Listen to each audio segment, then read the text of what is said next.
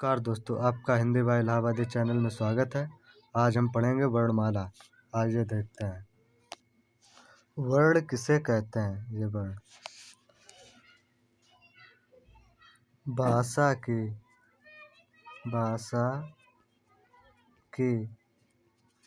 सबसे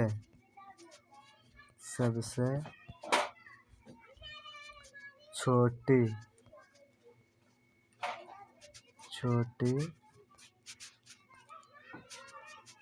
इकाई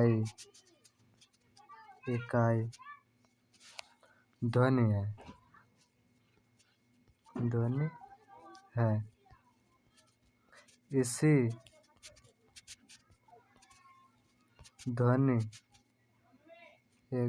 है। इसी ध्वनि को वर्ण कहते हैं। भाषा की सबसे छोटी इकाई ध्वनि है। इसी ध्वनि को वर्ण कहते हैं। समझ में आएगा वर्ण किसे कहते हैं? चलिए, अब वर्णमाला किसे कहते हैं? वर्णों के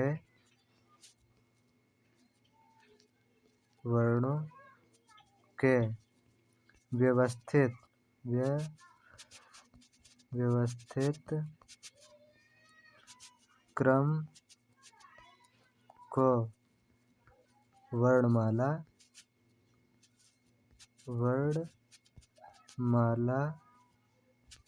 कहते हैं।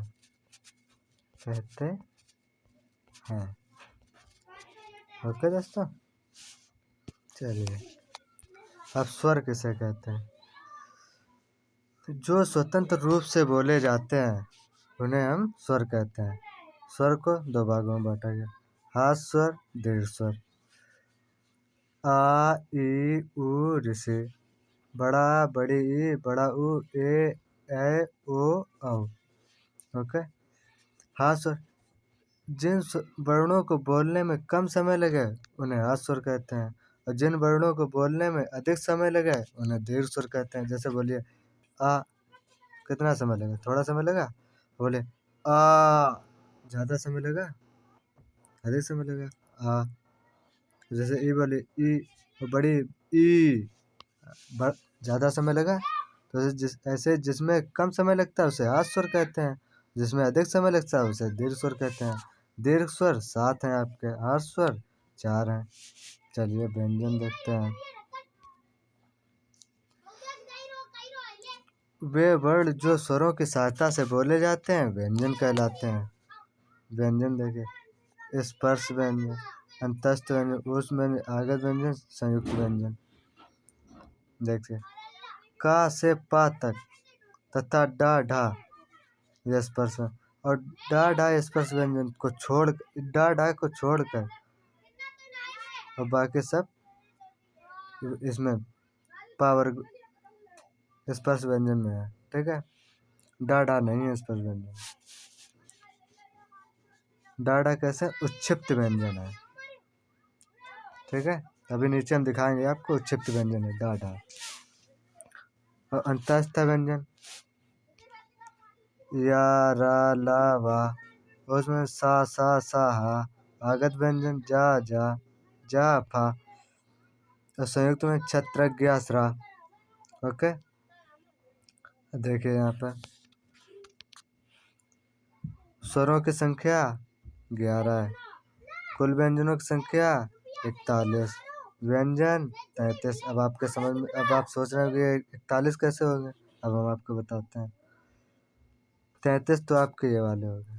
ठीक है, और 2 ये, 4 ये और 2 ये उच्छिप्त वाले। तो 4, 2, 6, 2, 8 इसमें जोड़ने कितने हुए? 41। ऐसे आए आपके ये कुल व्यंजन। कुल संख्या कितने हो व्यंजनों की? 52। कुल वर्णमाला के वर्णों की संख्या 52 है। सॉरी। चलिए अब देखते हैं वर्ण। स्वर: आ, ई, उ, ऋषि, ए, ओ, औ। ये आपके 11 स्वर हैं। अनुस्वार: अंग, अनुनासिक, अंग, विसर्ग आहा, आगत दुनिया अर्धचंद्र। जैसे लिखे डॉक्टर, डॉक्टर लिखते तो ये हम लोग लगाते ये वाला, ये तो ये है आपका अंग्रेजी शब्द में, ये अंग्रेजी शब्द में प्रयोग होता है। और नुक्ता, जैसे आप लिखते हैं ये नुक्ता जा, और जैसे लिखते हैं फा, ये जो बिंदी लगती है नुक्ता बिंदी है, ये फारसी और अरबी में प्रयोग होती है। ठीक है, चलिए अब देखते हैं का वर्ग के का खा गा घा अड़ा, चा वर्ग चा छा जा झा वा, टा वर्ग टा ठा डा ढा अड़ा, ता वर्ग ता था दा धा ना, पावर के पा फा बा भा मा। ठीक है, और ये जो पंचमा अक्षर लिखा है, ये आपके पंचमा अक्षर नासिक व्यंजन है, जो मुंह और नाक दोनों से हवा निकले। ठीक है, ये नासिक व्यंजन है आपका। अब जैसे देखिए का कौन सा है, कंठ, कंठ, का कौन सा है, कंठ वर्ण। चा तालव्य, तालव्य। ठीक है, और टा मूर्धन्य, मूर्धन्य। ता दंतव्य,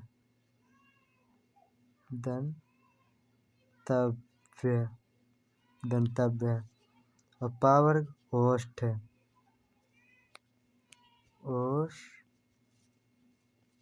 ओष्ठ है ये पावर। ठीक है, अब देखिए कंठ में और भी आ जाते हैं वर्ड, जैसे छोटा आ, बड़ा आ, हा, और विसर्ग वाले भी, विसर्ग वाले जो हैं वो इसी में आ जाएंगे। ठीक है, और तालव्य वाले में और आ जाते हैं आपके, देखिए छोटी ई, बड़ी ई, या सा, ये तालव्य के और वर्ड आ जाते हैं। ठीक, अब मूर्धक देखिए ऋषि, रा, सा, ये आगे मूर्धा के और वर्ड। और अब बचा आपका दंतव्य, दंतव्य के देख लीजिए, दंतव्य के ऊपर हम आपको लिखा लीजिए, देखिए ये ला और सा, ये दंतव्य के हैं। और ओष्ठ के देख लीजिए, ओष्ठ के हम आपको ये यहाँ लिखाते हैं, देखिए ये ओष्ठ के छोटा ऊ, बड़ा ऊ, ये ओष्ठ के वर्ण है। ठीक है, आप ये सही से वीडियो रोक कर देखिए और उसको सही से अपने कॉपी में उतार लीजिए। आइए और देखते हैं, आगे चलते हैं। अंतास्था व्यंजन या रा ला वा, ओस व्यंजन सा हा, और संयुक्त व्यंजन छत्र। ठीक है, आप ये सही से याद कर लीजिए, इससे बाहर कुछ नहीं आएगा आपका। वर्णमाला से क्वेश्चन पूछा जाएगा तो इसी से फंसेगा। और चलिए आगे देखते हैं।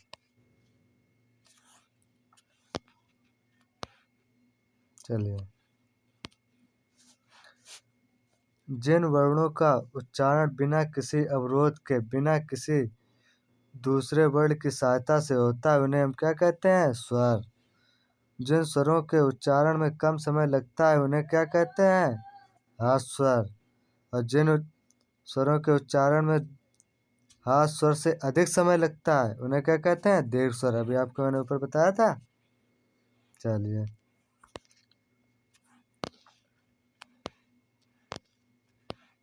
ये देखते हैं।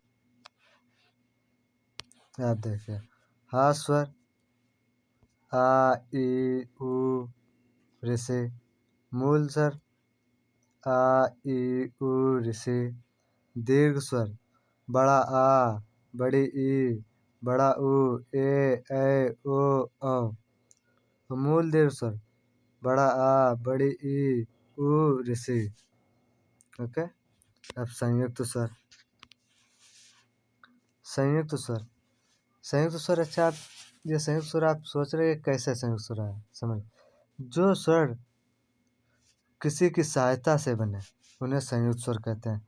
जैसे आ है जो ना, ये आ प्लस ए जो है, ये आ प्लस ई से मिलकर बना है। जो दो वर्णों के मेल से बने उन्हें संयुक्त स्वर कहते हैं। जैसे ये संयुक्त स्वर यही दो हैं, और तो जो बनते हैं मिलकर उन तो व्यंजन कहते हैं उनको। जैसे ए ओ, ए ऐ ओ औ, ये संयुक्त स्वर हैं। और ये ना समझना कि का में भी आ रहा है तो का भी संयुक्त स्वर है, स्वर नहीं, फिर वो व्यंजन है। ये चार ही हैं सिर्फ आपके संयुक्त व्यंजन।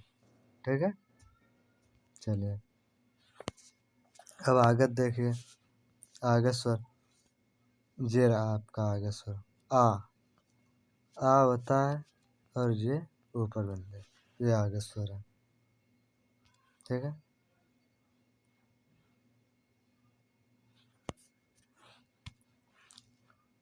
और अग्र स्वर। जिन वर्णों का जो वर्ण है उनका उच्चारण हम जीभ के आगे वाले हिस्से से करते हैं, उनको हम अग्र स्वर कहते हैं। ठीक है, जैसे कि कोई ई है, ई जो हम बोल रहे हैं उसका हम देख रहे हैं कि ई आगे वाले से मालूम पड़ रहा है, आगे वाले जीभ से, कि आगे से हम बोल रहे हैं, आगे जीभ से, उसे हम कहते हैं अग्र स्वर। अब मध्य स्वर। जिन वर्णों का उच्चारण हम जीभ के मध्य भाग को प्रयोग करते हैं उन्हें हम मध्य स्वर कहते हैं। जैसे आ देखिए बीच से लग रहा है आ। अब पश्च स्वर। जिन वर्णों का उच्चारण हम जीभ के पीछे हिस्से से करते हैं उन्हें पश्च स्वर कहते हैं। आ, ऊ, बड़ा ऊ, ओ, औ, आ। ठीक है, अब समृद्ध स्वर। जिन स्वरों को बोलने में मुख का द्वार लगभग बंद रहता है उन्हें समृद्ध स्वर कहते हैं। बड़ी ई, ऊ। ठीक है, और अर्ध समृद्ध। जिन स्वरों के जिन सॉरी जिन स्वरों के उच्चारण में मुख का द्वार आधा खुला रहता है उसे हम अर्ध समृद्ध कहते हैं। अब विपरीत, जैसे अर्ध समृद्ध हो गया ई, ऊ। अब विपरीत स्वर है, अब देखिए विपरीत स्वर।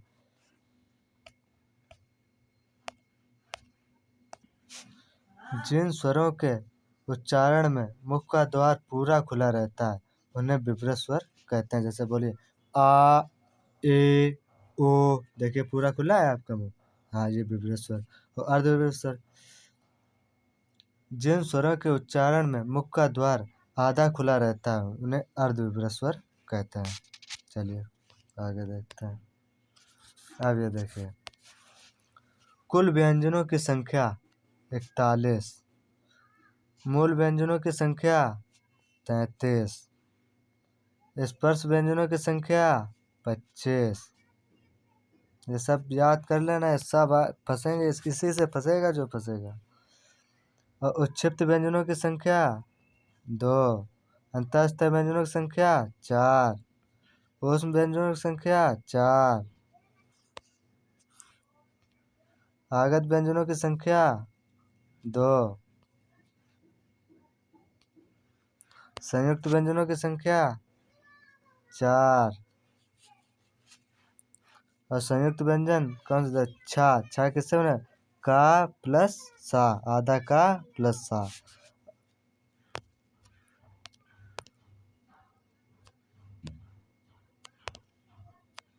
देखिए त्रा कैसे बना? आधा ता प्लस रा, गया आधा जा प्लस रा, स्रा आधा सा प्लस रा। ये आपके संयुक्त व्यंजन किससे मिलकर बने हुए हैं।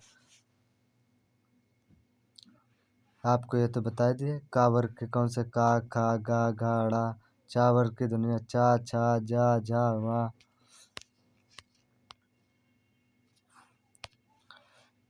और टा वर्ग के टा, ठा, डा, ढा, ड़ा, ढा, ढा।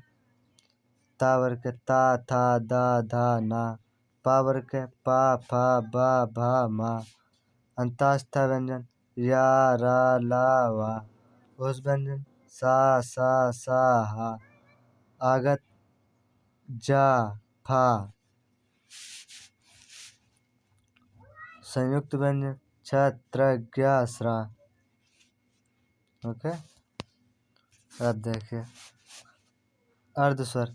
यारा लावा को हम अर्धस्वर भी कहते हैं, ये ध्यान रख लेना। और लुंठित व्यंजन कौन सा है बताइए? रा। पार्श्विक व्यंजन ला। उष्म संघर्षी व्यंजन सा, सा, सा, हा।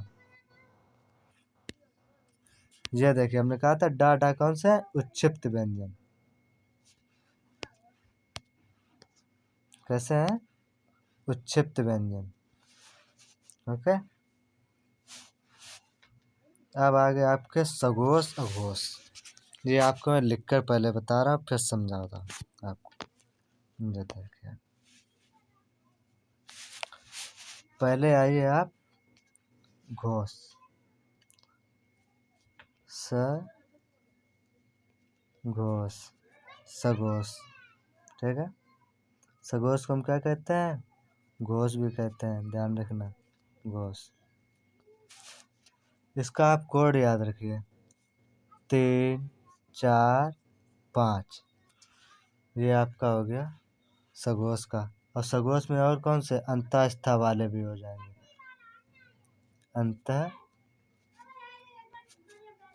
अंतस्थ अंतस्थ व्यंजन वाले भी आ जाएंगे। अंतस्थ व्यंजन। ठीक है।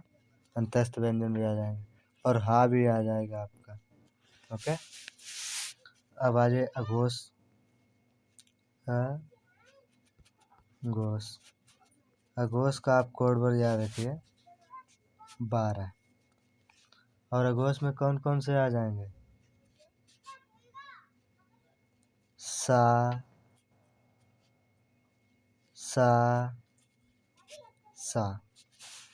ये आपके और आ जाएंगे अघोष में। अब आप सोच रहे हो कि ये कोड वर्ड यूज कहाँ पे करना है? हम समझते हैं सबकी भावनाओं। आइए हम आपको दिखाते हैं कहाँ पर यूज करना। देखिए आपको यहाँ पर यूज करना। आपको क्या बताया था? अघोष सघोष का 345। पहले यहाँ पर 1, 2, सॉरी देखना 1,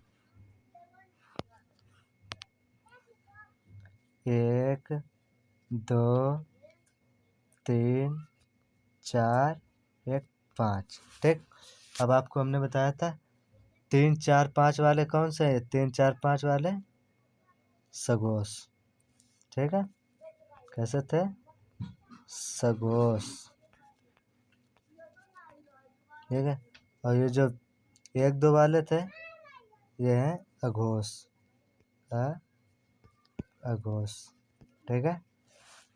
जैसे का, खा, ये कैसे बने? अघोष। चा, छा, अघोष। और गा, घा, ड़ा ये कौन सा? सघोष। जा, झा, वा, सघोष। डा, डा, ड़ा, सघोष। ठीक है। समझ में आ गया? यहाँ तक ही लेना, सिर्फ नीचे ना चले जाना। ठीक है। इसके ऊपर। ठीक है। इतने में आपको सघोष सघोष जी हाँ मालूम हो गया। ठीक। चलिए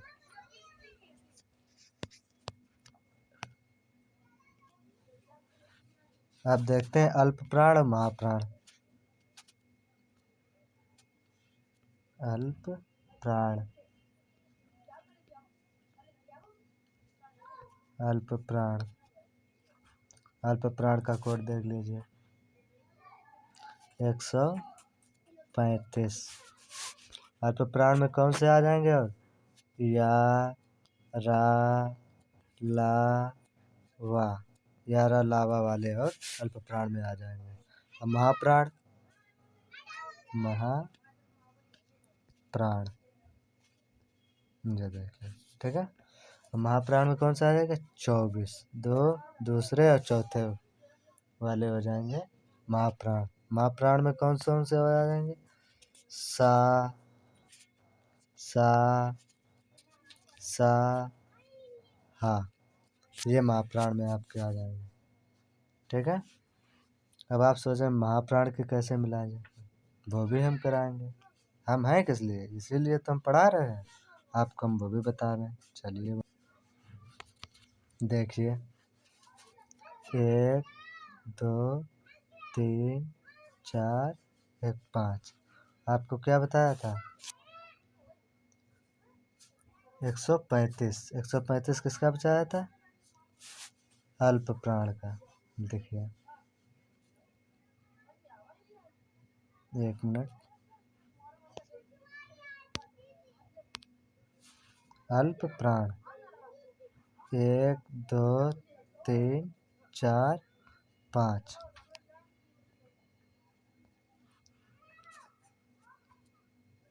अल्प प्राण। ठीक है। चलिए अल्प प्राण। अल्प प्राण बताते 135। ठीक है। अब देखिए, पहला, तीसरा, पांचवा, ये कौन से हो गए? अल्प प्राण। का गा ड़ा, ये अल्प प्राण के। महाप्राण महाप्राण के कौन से हो जाएंगे? दूसरा, चौथा। खा गा, चा झा, टा डा, था ना, पा फा मा, ये कौन से हो गए? महाप्राण के। ठीक है। आप समझ में आ गया। और ये कोड याद रखना है, और ये वर्णमाला तो आपके मन में ही बस जानी चाहिए। ठीक है। चलिए अब देख लीजिए, जैसे हमने बताया था, समझाया था, अब वैसे ये देखिए यहाँ लिखा है। अघोष, प्रत्येक वर्ग के प्रथम और द्वितीय वर्ण तथा फा सा हा, यह है अघोष के। ठीक। चलिए देखिए, अब सघोष व्यंजन। प्रत्येक वर्ग के तृतीय और चतुर्थ, पंचमा, तीसरा, चौथा, पांचवा, ये कौन से हो जाएंगे? सघोष।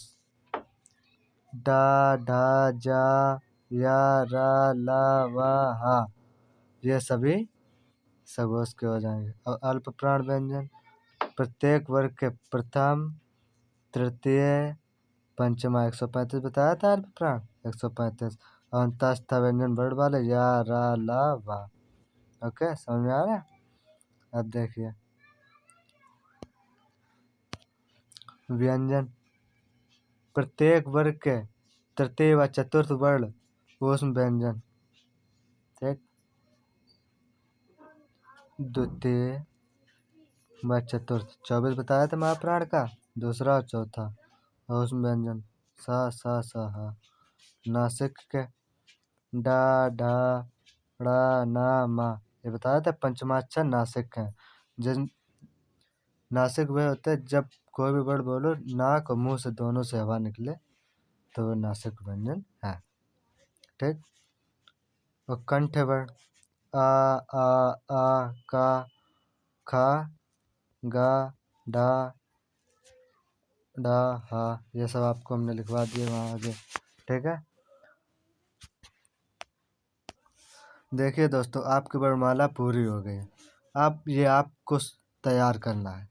हमने पढ़ा दिया है, आप इसको पढ़िए सही से और अच्छे से तैयार करिए। और आपका इस चैप्टर से अगर कोई क्वेश्चन पूछा जाता है तो इससे बाहर नहीं जाएगा। ठीक है। चलिए, जय हिंद।